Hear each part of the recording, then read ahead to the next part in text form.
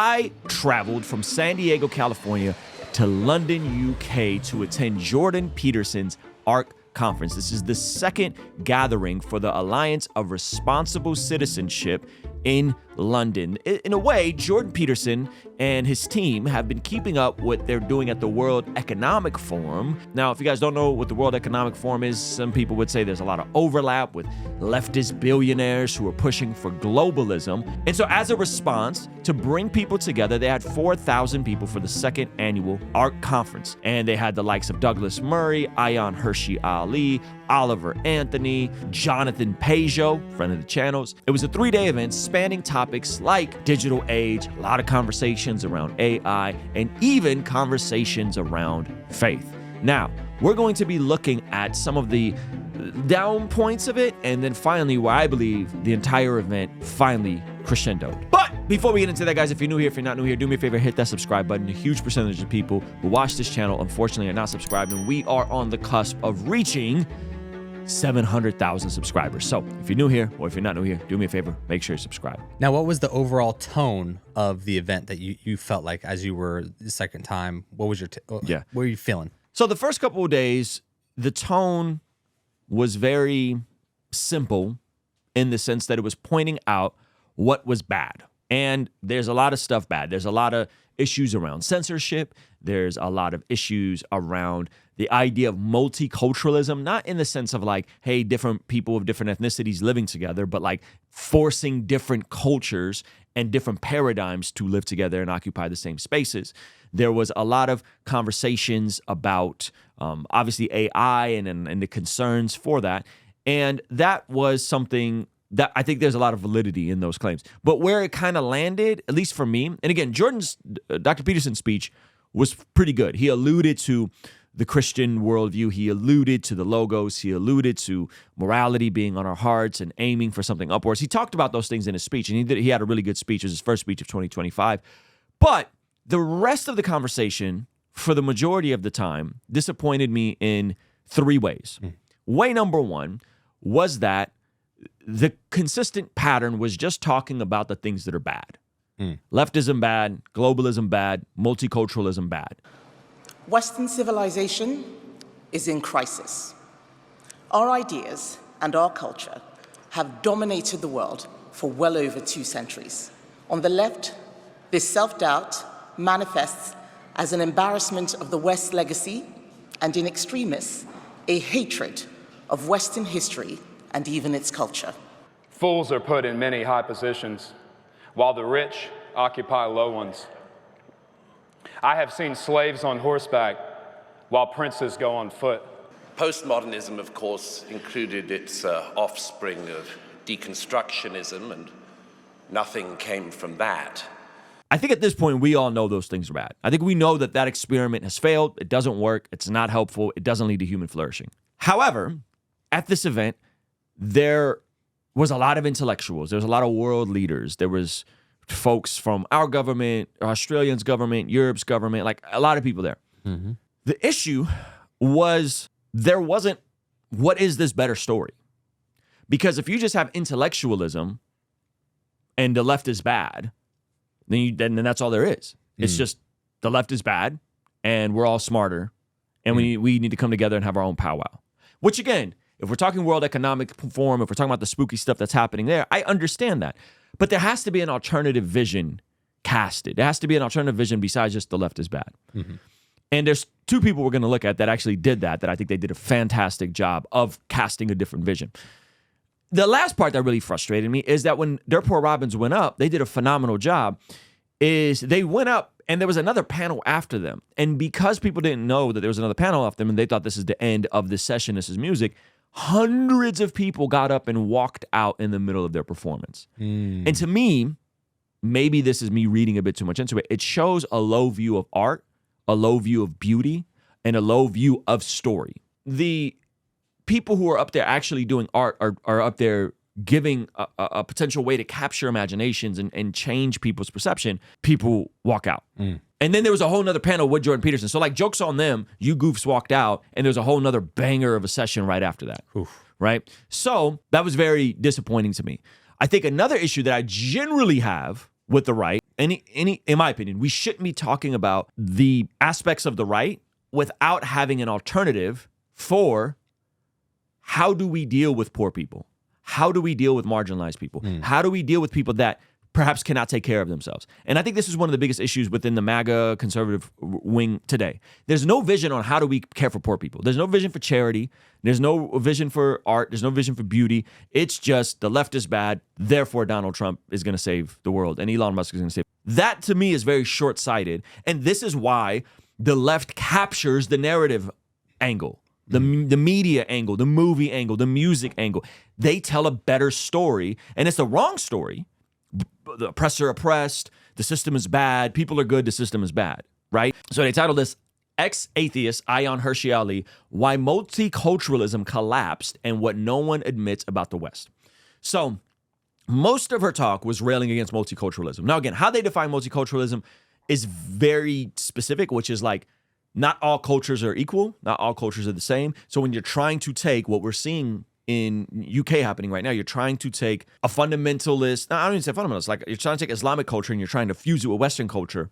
It doesn't work. It's failing. And it's failed in the UK. So she kind of presents a solution of like the nation state and all that sort of stuff. But then she has some gems about the alternative, which I'm going to talk about. So listen to what she says. But I have one more point to add, and it's the most important point of all. The nation state also needs Christian morality, or in the... And by the way, so when she says that, remember the whole time, all we're hearing is a form of just conservatism. Conservative. So when she says that, that's why she got such a loud clap. The left is bad. Yes, the left is bad. Progressive, bad. But we need Christian morality. Hello. We need an alternative that is better and ushering in beauty and goodness. Yes, Ayaan Hirsi Ali is absolutely a Christian. See her conversation with Alex O'Connor. It's not just the philosophical claims of Jesus. She believes in the miraculous, supernatural claims of Jesus. And so she's talking more about Christian morality, which I think is fine, but she kind of unpacks this a little bit. Go ahead. Or in the case of Israel, the morality of the Torah. In Europe, Christianity remains, despite decades of secularization, the crucial operating system of society. Without it, the apps don't work.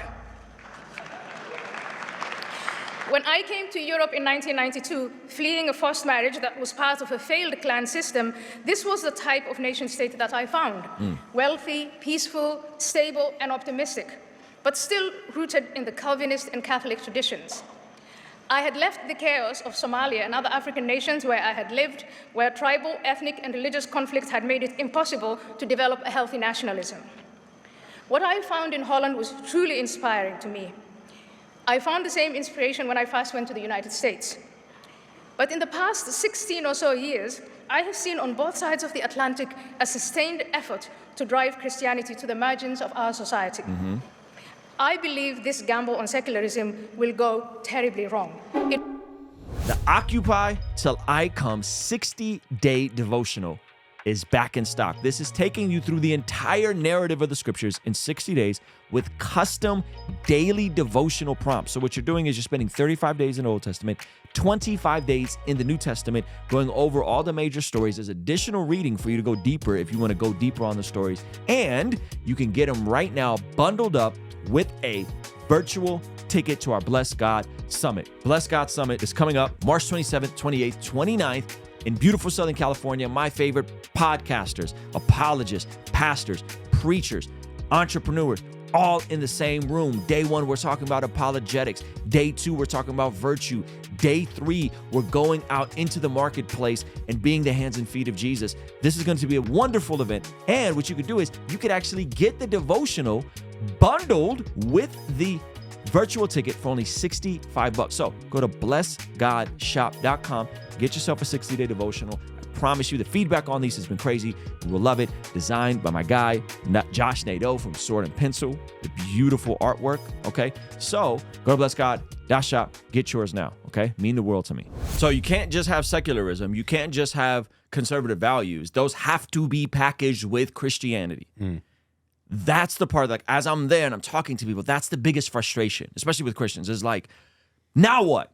We get it. The crescendo to me was Luke who is a Christian hip hop artist, spoken word poet, did an amazing poem. She crushed it last time. This really is what they needed at this point in the conversation. They are longing for a home they've only heard of, a city they're unsure of, a country where they hope to be, and it is to them this wild man comes with fire on his tongue. The poem that made 4,000 people cry. Hello. So shout out to Joshua Luke Smith. So I'm not going to play the whole poem. You guys should really go check out the whole poem. With a word from the God that they have almost forgotten, and he says, do you want a revolution? Do you want a revelation? Do you want to renew your vision and reshape a broken nation? And this is it. Do you want a revolution? Do you want a revelation? Hello. Do you want to reshape? So this is it. This is the solution right here. This is the solution to a lot of this stuff. This is the solution why the left has gotten ahead. Is because we don't talk about these things. Right? Listen. Overthrow the systems that have polluted the minds of your children and your spirits. Do you want to live in abundance and remember where you come from? Do you want to do the will of God, or at least undo the will of demons? Do you want to see people prosper in every sphere and across every tier of meaning? Do you want to live a life worth remembering? Do you want to leave a legacy? Do you want to offer something to future generations only now brewing in the wombs of their mothers and the hearts of their fathers? That's a live orchestra with him, by the way. Really? Yeah, it was nuts. The orchestra. When Derpo Robbins played, they played with the orchestra. So they had all the elements for like beauty and art. Yeah. But like for Derpo Robbins, they just didn't. That's crazy. You would walk out on a live I couldn't believe it. I was disgusted. I was like, I can't believe there's hundreds of people walking out. So thankfully, it doesn't look like the same thing happened here. I can't really tell on this video. But I was shocked that people were like, I'm gonna go get some tea. I'm gonna get a hot dog. Worthy ancestors. Do you want to answer the call and stand before kings, not as princes or princesses, but as jesters, making a mockery of power built on bricks towards heaven? Do you believe beauty can save the world? Come on. That the stories told within those trenches were more powerful in the hands of the soldiers than their weapons? And do you want to starve out the madness and restore man's appetite for sanity? Do you want to come back to clarity and conviction? Do you want to build a society on the foundations of wisdom instead of self-serving ambition? Well then, plant a garden. Plant a garden. Plant a garden. We're going to look at a passage right now, because so this poem I think is called Gardens in Babylon. In Babylon. Plant a garden. Bury your seeds in the soil that you battled against for so long, because this is the only world to which you will ever belong. So turn your exile into Eden and turn your sorrow into a song. Come on. Turn your rejection into the birth pains of restoration, and mine from your frustration the potential of growth. Pull from your suffering a morsel of hope, and forgive your captors. Forgive the ones that made you bleed, let them go. For it is time for us to build. No, it is time for us to sow. No, it is time for us to become the seed, to live in proximity, to lay our lives down so that others one day can simply breathe. Come on. Empty the barns in which you've stored. Build a bigger table. Invite your enemies over for dinner. Come on. And open up your doors. Love your neighbors like you love yourself. And love yourself like you love your neighbors. And for the love of God, remember the poor. Remember the poor. Come on. Remember the poor. Come on. Sweep your streets like you're paving gold, because in reality you are. How you do anything is how you do everything. Make your stand against injustice loud. No, make it deafening. Push the needle towards integrity. Pour kintsugi gold into the hostage memory. Turn those ashes into confetti. Burn down the idols and craft wedding rings, covenantal icons from the bed sheets of adultery, and build tree houses for your children in the Garden of Gethsemane. I don't know if we... It's working. Oh, man. It's working. It's working. The title, they weren't lying. No. Man, I thought it was clickbait, and they got us. Oh, man. We have long left, and I don't know if they'll remember me or you, but we do have work to do, and this may be our legacy. Sunflower shoots in Babylonian cemeteries. Or how the mighty have fallen. For they have built empires out of the dust from which they came, and we have watched them fall time and again, but we will not do the same. We have learned from their mistakes. In their place, we will build not high-rise apartments or regal estates, but gardens. Yeah. Because who is really in prison when steel bars become a trellis? When roses wrap themselves around the fences of a cell, that's when the fires of hell are drowned in the mountain springs that come down from heaven. When my Uncle Terry died, we placed sunflowers on his casket, and we let the tears dry on our skin. We vowed, despite the powers in present darkness, we would not cower, nor would we give in. Good Lord. Joshua Luke Smith. Okay, so we got to look at some scripture. So again, so the passage is called Gardens in Exile, right? And so it's anchored on this passage. When we look at Revelation, the last days is called Babylon, right? Babylon is the world system, if you will. And so Joshua is playing off of this passage, which we've talked about a lot on this channel, which is Jeremiah chapter 29. Now, everybody likes Jeremiah 29 because it's like, I know the plans I have for you, plans to prosper you, right? Yeah. That's later. Everybody misses the beginning of this, Yeah. right? So check this out. This is what he's getting at. This is what the Lord, God of Israel, says to all those I carried into exile from Jerusalem and Babylon. So God carried the children of Israel into Babylon. He did it. Right? He did it, which means ultimately God is provident over whatever's happening in the world. He says, and this is where he pulled on, build houses and settle down, plant gardens and eat what they produce, marry and have sons and daughters, find wives for your sons and daughters, and give your daughters in marriage, so that they too may have sons and daughters, increase in number, do not decrease. Also seek the peace and prosperity of the city to which I have carried you into exile. Pray to the Lord for it, because if it prospers, you too will prosper. Okay, so plant gardens, build houses, have kids, have grandkids, and ultimately pray for the peace and prosperity of the city which I've carried you, because if it prospers, you can prosper. This is the issue that I had at the summit, at this event, is there was very little of plant gardens. How do you do these things? How do you plant? How do you have so there's a lot of family values conversations and a lot of, we need to have kids and celebrate family and AI and all that stuff. But there was no, and this is how we do it. This is how we usher in beauty. This is how we usher in goodness. This is how we change the world. And I loved that his poem alluded to that. Yeah. And I love that Ayaan Hirsi Ali connected it to Jesus. And a lot of other people also talked about Christianity and stuff like that. Not as overtly as she did. And I thought, man, this is what this thing was missing. Like, this thing was missing, like, an actual call. When we say something upwards, as what is your utmost aim, as Jordan Peterson would say, to what? To what? And again, what's my issue with the right now? There's not a vision for how to care for the poor. Come on. There's not even an acknowledgement that, like, some people are poor, no fault of their own. There are people that are poor, no fault of their own. There are people that are struggling, no fault of their own. There are people that are, even middle-class people, like lower middle-class people that are working. I got a friend right now, me and my wife were talking about some of the concerns coming down from Trump, right? And everybody, you could pick your different concern. But we were talking about, like, hey, we know people right now who are both working, who have kids, and, like, they're not lazy. They're educated. They have good jobs, right? And, like, they need assistance. Like, they need help. Yeah. Right? They need help. And the church can do some of that, but what vision do you have for them? I'm all for Doge and, like, cut stuff out and be more efficient with spending and deregulate. Like, I think that stuff is necessary. But if you don't have a vision for how to help people that are actually doing well and trying to help themselves, and you're just like, just cut, that's not going to last. Like, you may have the populist angle right now as a Trumpster and as a MAGA person right now. Yeah. That's not going to carry into the next decade. Because people are going to be like, what are you doing about the cost of living? What are you going to do about housing? Hello. What are you going to do about people who can't provide for themselves? How are you going to care for those people? How are you right? And so I'm glad that he had that line when he said, remember the poor, remember the poor, remember the poor, right? In the left-right paradigm, there are values that are upward, right? And again, I'm not one of these, like, the government's supposed to solve everything and fix all of our problems and take care of everybody. Yeah. I think that the church and Christians should do that. Hello. The issue is there's not a vision of that coming from the right. There's not a vision of, hey, those of you who can, prosper so you can care for those who can't. Those of you who have the means, make the most of your time, talent, and treasure so you can care for that widow and that orphan.